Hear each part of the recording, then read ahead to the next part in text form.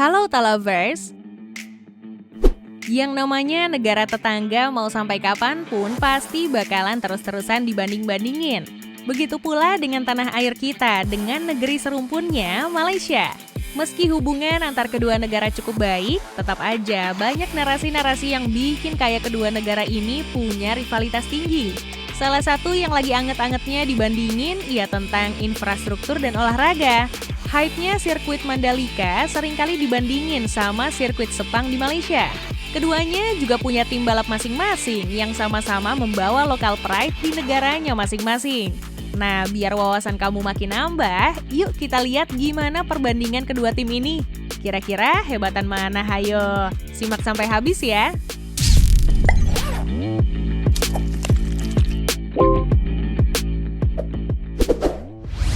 Seperti yang kita sama-sama tahu, Mandalika Racing Team ini baru seumur jagung. Secara resmi, mereka baru dibentuk dan diluncurkan pada di Jakarta 9 November 2020 lalu. Pembentukan tim ini tentunya dilatar belakangi oleh rampungnya sirkuit kebanggaan Indonesia, Pertamina Mandalika International Street Circuit. Kehadiran tim balap motor ini bukan sekedar branding atau gaya-gayaan semata. Tim yang disingkat MRTI ini telah mendapat sokongan penuh dari Kementerian Pemuda dan Olahraga serta Kementerian Pariwisata dan Ekonomi Kreatif untuk berlaga di ajang Grand Prix kelas internasional. Sebagai permulaan, mereka akan mendebut di ajang Moto2 atau kasta kedua dari seri MotoGP. Selain itu, MRTI juga bekerja sama dengan tim asal Spanyol SAG Team. Oleh karenanya, nama resmi dari tim ini juga menggait SAG Team di belakangnya. Beda dengan MRTI, Sepang Racing Team udah jauh lebih duluan nyebur ke kompetisi balap. Tim balap motor yang disingkat SRT ini udah ngegas di sirkuit sejak 7 tahun lalu alias 2014 silam. Sama halnya dengan MRTI, Sepang Racing Team juga memulai debunya di ajang balap Grand Prix kelas internasional di Moto2. Berlaga di kasta kedua saja belum cukup bagi mereka, makanya setahun berselang mereka terjun satu kelas di bawahnya dengan mengambil bagian di Moto3. Konsistensi prestasi serta manajemen yang baik membuat tim asal negeri jiran ini sukses menembus kasta tertinggi balapan motor internasional MotoGP di tahun 2019 silam. Kini mereka berlaga di kelas MotoGP, Moto2, dan Moto3 sekaligus. Hanya saja di Moto2 dan Moto3 mereka menggunakan nama Petronas Sprinter Racing.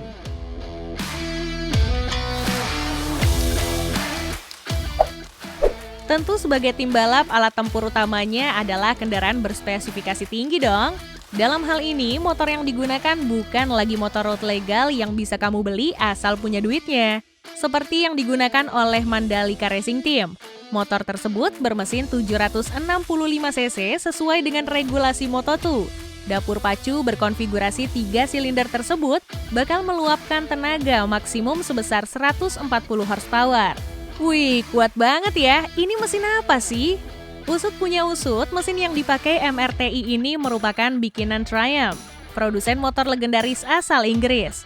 Selain mesin, motor ini juga ditopang oleh sasis buatan perusahaan ternama Kalex. Perusahaan asal Jerman ini merupakan produsen suku cadang berperforma tinggi langganan para tim Moto2. Keren!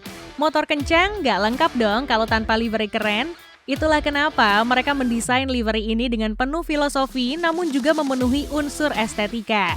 Dengan perpaduan toska, merah, dan putih serta motif batik parang. Batik tersebut melambangkan perjuangan gak kenal lelah sesuai sama arah tujuan sebuah tim balap. Sedangkan bagi Sepang Racing Team sendiri, motor yang dipakai lebih hedon lagi. Ya wajar lah, soalnya motor ini berlaga di MotoGP yang memiliki regulasi mesin jauh lebih tinggi. Yamaha YZR M1 menjadi kuda besi andalan tim yang berstatus sebagai tim satelit dari pabrikan Yamaha ini. Oke, buat kamu yang nggak ngerti apa itu tim satelit, kita jelasin dikit deh. Di MotoGP ada 2 jenis tim yang berlaga di ekosistem mereka, tim pabrikan dan tim satelit. Tim pabrikan akan mendapat motor dengan spek terbaru dan akan diupdate sepanjang tahun. Sedangkan tim satelit boleh menggunakan motor yang sama, namun nggak dapat update. Atau bisa jadi juga mereka menggunakan motor pabrikan versi musim sebelumnya. Jelas kan? Oke, balik lagi ke SRT. YZR M1 ini ditenagai oleh mesin berkapasitas 1000 cc 4 silinder segaris. Wah, udah kayak mobil city car aja ya. Tapi tenaganya dong menyentuh 239 horsepower. Kalau kamu bingung bandinginnya, Toyota GR Yaris yang lagi hype banget itu tenaganya sekitar 261 horsepower dari mesin 1600 cc. Bayangin, motor ini udah hampir setara sama mobil rally loh. Soal konsep livery, SRT lebih kalem dengan paduan warna teal yang lebih muda di atas warna dasar hitam yang menutupi seluruh fairing. Gak lupa logo-logo setiap sponsornya.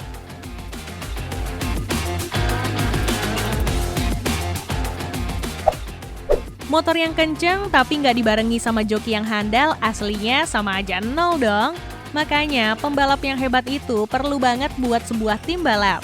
Kedua tim ini juga sama, mempercayakan pada pebalap yang telah berpengalaman serta berpotensi.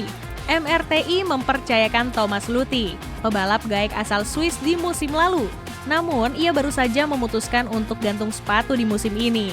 Alhasil, MRTI harus mencari tandem baru untuk Boben Schneider, pebalap asal Belanda untuk mengarungi Moto2 di musim 2022. Dimas Eki, pebalap yang juga bergabung dalam tim ini sempat digadang-gadang akan diplot di tim utama. Namun sayang, ia belum memenuhi regulasi yang ditetapkan oleh penyelenggara balap. Sayangnya, nggak ditemukan informasi mengenai pendapatan para pebalap dari MRTI.